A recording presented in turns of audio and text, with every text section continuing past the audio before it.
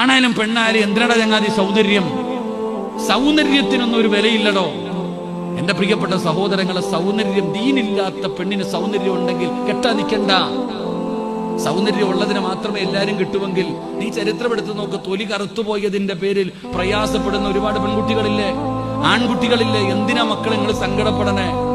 എന്തിനാ നിങ്ങൾ സങ്കടപ്പെടുന്നത്? നിങ്ങൾ ചരിത്രം എടുത്ത് വായിച്ചു നോക്ക്. എന്തിനാ നിങ്ങൾ ഭയപ്പെടുന്നത്?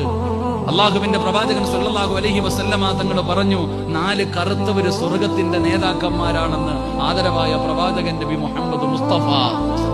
എന്തിനാ? ഇപ്പൊ ഹജ്ജ് കഴിഞ്ഞതല്ലേ? ഈ പോയ ഹാജിയാക്കന്മാര് മുഴുവനും, ഹജ്ജിന് പോയ ഹാജിമാര് മുഴുവനും ഹാജറ ബീവിയുടെ പേര് പറയാതെ വരുവോ? ഹാജറ ബീവിയെ ഓർക്കാതെ വരുവോ?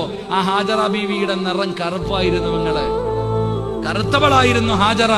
മോനെ, മഹാനായ സയ്യിദുനാ ബിലാൽ റളിയല്ലാഹു തആല അൻഹു കറുത്തവനായിരുന്നു.